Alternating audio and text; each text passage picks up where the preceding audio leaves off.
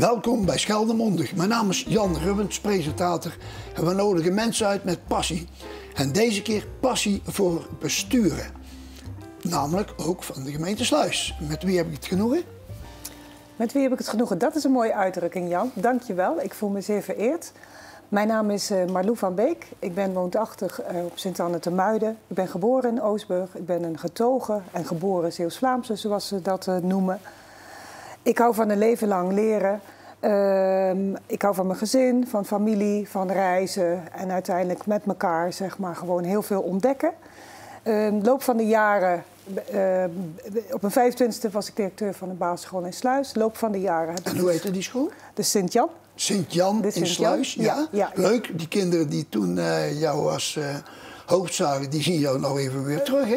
Precies. Eens een juf, altijd een juf, dat blijft. Ja. En uiteindelijk, zeg maar, kom ik ook heel veel mensen tegen die nu zelf kinderen hebben. En dat is ontzettend leuk. Ja, eventjes, dus je hebt de basisschool gedaan, je hebt de middelbare school gedaan.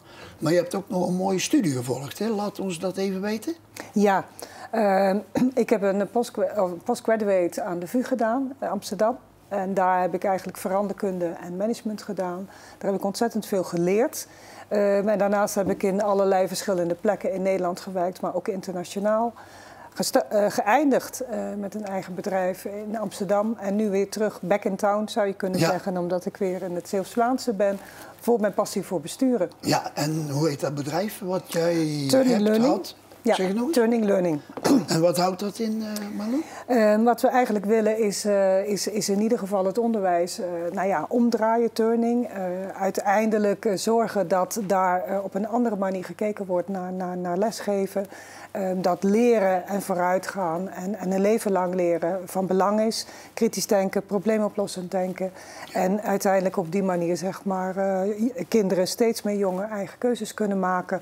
Maar ook af kunnen stemmen van wat is nou waarheid. Nadenken over waarom bepaalde onderdelen, zeg maar, op dit moment belangrijk zijn. En op die manier een stevige burgers worden en wereldburgers en bewustzijn. Ja, nou dat is heel goed dat jouw bedrijf een toegevoegde waarde geeft.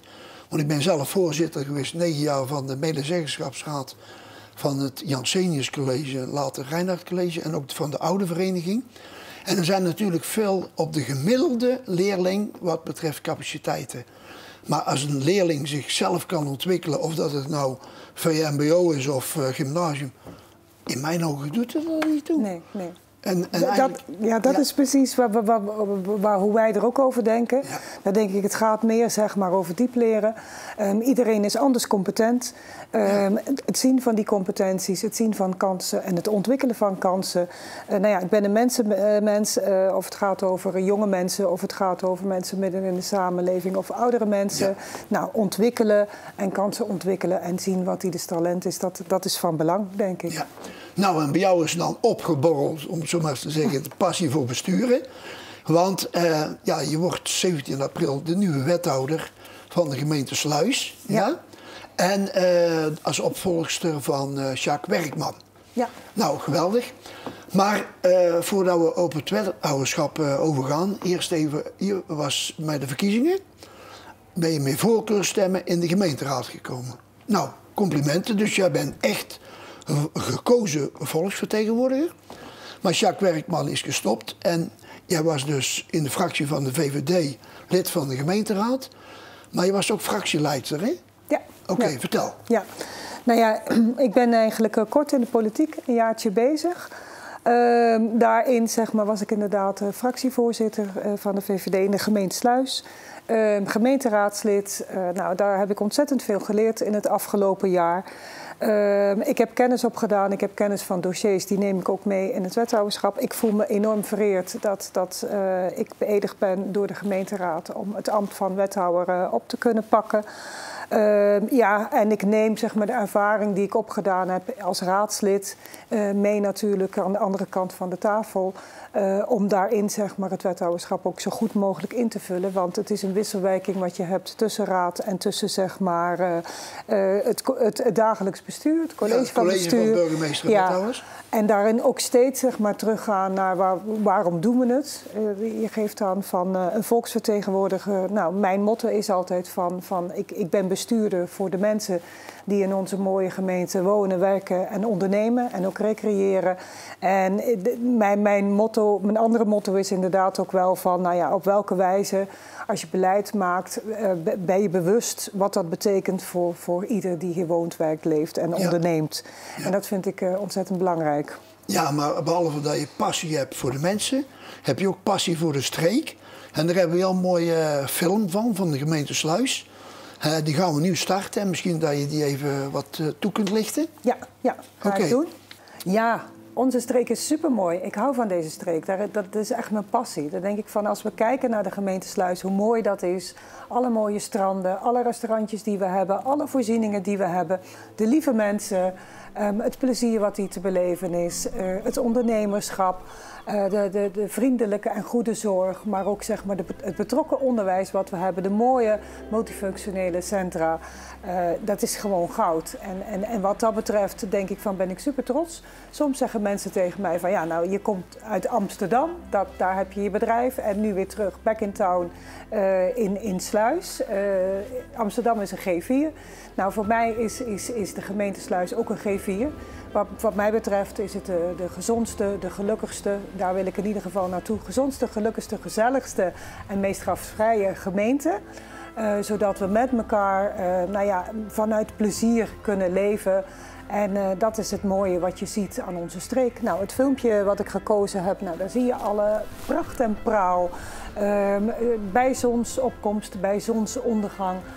Dat is hetgene wat ik ook heel graag binnen de gemeente zou willen realiseren. Samen met heel veel mooie mensen die dat ook in verschillende teams zullen ambiëren. En hoe mooi zou het zijn dat wij het inderdaad kunnen realiseren. Dat we onze Sluizen G4 hebben met het meest gelukkig, meest gezond, meest gezellige en gastvrije streek van Nederland. Ja, en als je nou door het land... Ga je dan fietsen, ga je wandelen, ga je hardlopen of ga je met de auto of wat doe je? Ja, fietsen, wandelen.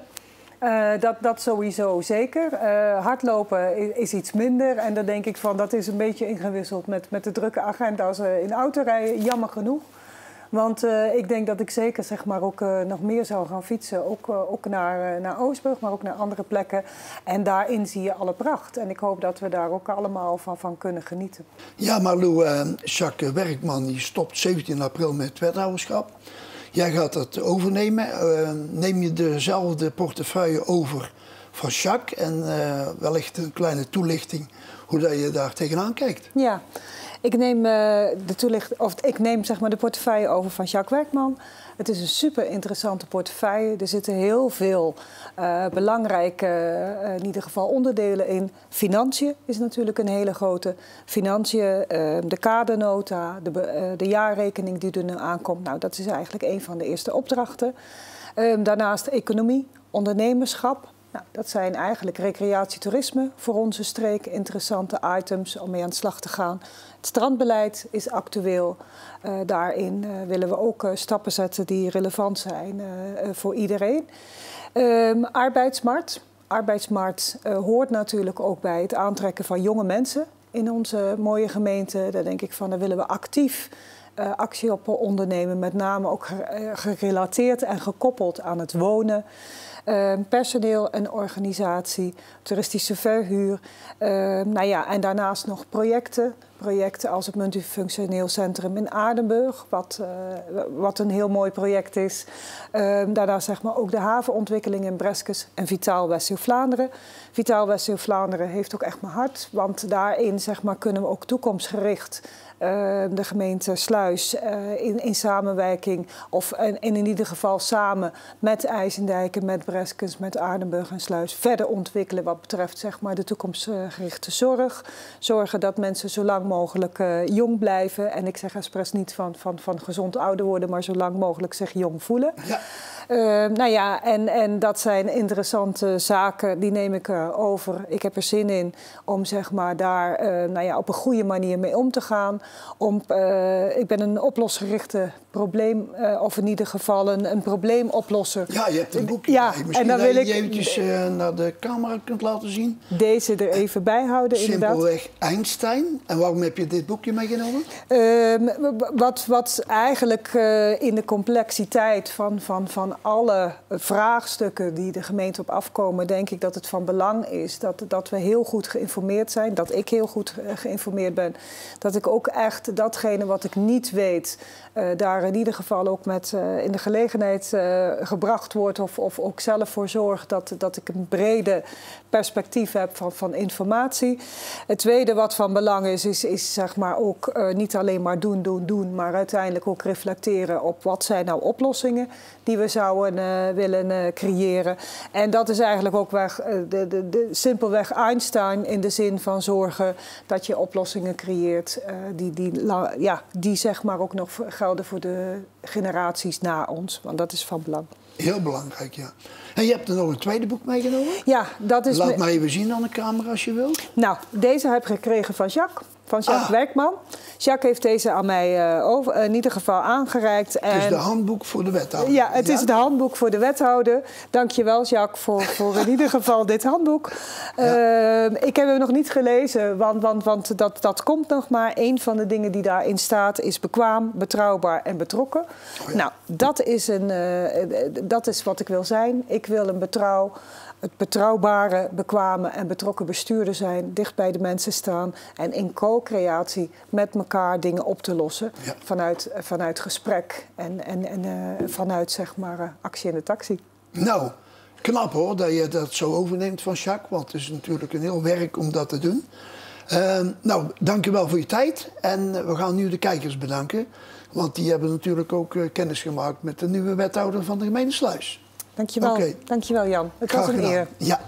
Nou, beste kijkers, dit was de nieuwe wethouder van de gemeente Sluis. Heel blij dat ze gekomen is in deze drukke tijd voor haar.